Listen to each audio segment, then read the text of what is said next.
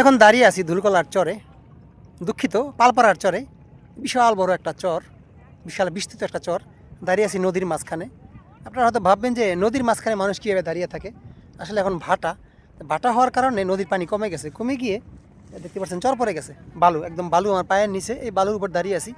যখন আপনার পানি আসবে তখন এই এলাকাটা পুরো আবার ডুবে যাবে। ঠিক আছে, তাই একটু হিসাব করুন যে কত সুন্দর আমাদের এই গ্রাম অঞ্চল কিংবা আমাদের এই বাংলাদেশ। আমরা এই বাংলাদেশটা কিংবা আমরা এই গ্রামটা ছেড়ে আমরা শহরে পড়ে থাকি এই পেটটার জন্য, দুইটা টাকা কামানোর জন্য, পরে গোলামি করার জন্য। যাক, সেদিকে নাই যাই। তো দেখুন যে কত বড় বিস্তৃত আমাদের এই বাংলাদেশটা। বিশাল বড় চর, আপনি দেখুন পুরো বালু দিয়ে ভরে গেছে। মনে হয় যে পানি না, আসলে কিন্তু পানি না। এই মেঘনা কত সম্পদ মানুষের নিয়ে গেছে, ঠিক না? সম্পদ গ্রাস করে এই মেঘনা আস্তে আস্তে আস্তে আস্তে মেহেন্দিগঞ্জকে এখন গ্রাস করতেছে। কিন্তু এদিকে এখন বড় হচ্ছে আর ওদিকে ছোট হচ্ছে। তার মানে নদী এক পাশ খায় আরেক পাশ দিয়ে আবার জায়গায় এলো। নদীর একটা চিরাচারিত আর কি একটা কথা, যেটা আমরা শহরে বসবাস করি, যদি সম্ভব হয় আপনার পরিবার নিয়ে কিংবা বাচ্চা কাচ্চা নিয়ে তাদেরকে নিয়ে একটু এই যে চরে মাঝে মাঝে আসতে পারেন। ট্রলার পাওয়া যায় অ্যাভেলেবেল, এসে একটু ঘুরলেন, দেখলেন। আপনি যে কক্সবাজার ঘোরেন, পতেঙ্গা যান, দেশের বাইরে যান, তারা হয়তো বুঝেন ওটা আমার বাবু, ওটা আমার। মনে করেন যে আমরা এদিক ঘুরে কত টাকা নষ্ট করি, কিন্তু চাইলে আমাদের এই বাংলাদেশটাই আপনি দেখতে পারেন। আপনাদের এই যে আপনার জন্মভূমিকে আপনি দেখতে পারেন। এখানে অনেক সৌন্দর্য আছে। এই যে বাকি টাকাটা আপনার বেঁচে যাবে ঘোরাঘুরি, সেই টাকা আপনি গরিব মানুষকে দান করতে পারেন, তাতে আপনার সওয়াব হবে, বরকত হবে। আমি মনে করি এটা ভালো হবে। এই উপদেশটা আমি আপনাদেরকে দিলাম, যদি আশা করি আপনারা গ্রহণ করবেন। আর একটু খারাপ মনে করবে না ভাই, এটা খারাপ না ভাই। মরে গেলে টাকা পয়সা সঙ্গে যাবে না, আপনার অযাচিত। এই জায়গায়, এটা চর ছিল না তখন, এই জায়গায় কিন্তু আমার বাপদাদারা বসবাস করতেন। তাদের জীবন দশায় তারা এখানে কাটিয়েছেন। এখন হয়তো আমরা শহরে থাকি, হয়তো বছরে একটা বারো আসি না। চকচকে রোদ, চরের ভিতরে আমি আজকে সারাটা দিন কাটালাম। আমার ভালো লাগলো যে একটা প্রকৃত জীবন আমি উপভোগ করলাম। এই হলো অবস্থা। তোমার নাম জানো কি? ওর নাম সিনথিয়া। ও ট্রলার করে যাবে, ও আমার সঙ্গে সাথী, আমার সাথে সাথে আসছে।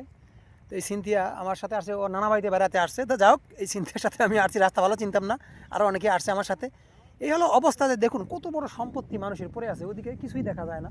আমি দেখাই যে কত সম্পদ, যে বাংলাদেশের জমির কিন্তু অভাব নেই। এমনও জমি আছে এখানে 100 কানি 150 কানি জমি আছে, এমন লোকও আছে। তাদের সন্তানরা অনেকেই আপনার কি করে, আপনার বিদেশ গিয়ে তারা আপনার গরু পালন করে, উট পালন করে, ছাগল পালন করে জীবন কাটায়। কিন্তু তাদের বাপদাদার চরে এখন চাইলে 100-200 গরু পেলে সে জীবিকা নির্বাহ করতে পারে। কিন্তু গ্রামে কিংবা আমরা এই বাপদাদার ভিটে আমরা এগুলো কাজ করতে চাই না। আমার যে সম্পদ দেখলাম প্রায় 20 খানির উপরে, বিশাল বড়, এই মাথা দেখা যায় না। ওখানে চাইলে আমি 100টা গরু পালা কোনো ব্যাপার না, ছেড়ে পালা যায়, কারণ ঘাসের অভাব নেই। কে কার ঘাস খায়? তো আমি এই জন্য এই ভিডিওটা করা, যে জীবন এখানেই সৌন্দর্য। জীবন শহরে সৌন্দর্য নয়, শুধু এই পেটের টানে, এই পেটটার জন্য আমরা শহরে পড়ে থাকি, দুইটা টাকা কামানোর জন্য। পরে চাকরি করি, পরে চামচামি করে আমাদের জীবনটা আমরা কাটিয়ে দিই, শেষ করে দিই। কিন্তু জীবন চরের ভিতরে শুধু বালু হয়। এই বালু খেকো অনেক মানুষ আছে, তারা বালুতে ব্যবসা করে তাদের জীবিকা নির্বাহ করে, বালু বিক্রি করে, চোরাইভাবে বালু উত্তোলন করে বিভিন্ন জায়গায় বিক্রি করে। এই বালু দিয়ে কিন্তু অনেকের জীবন চলে।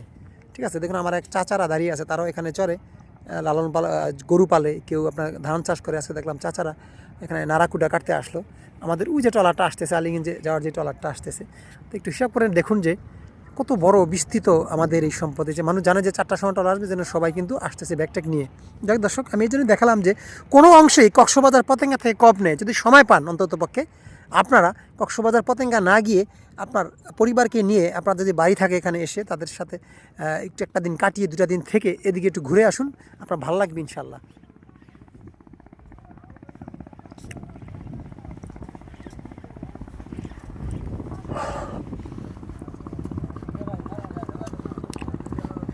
আমার ব্যাগটা এখানে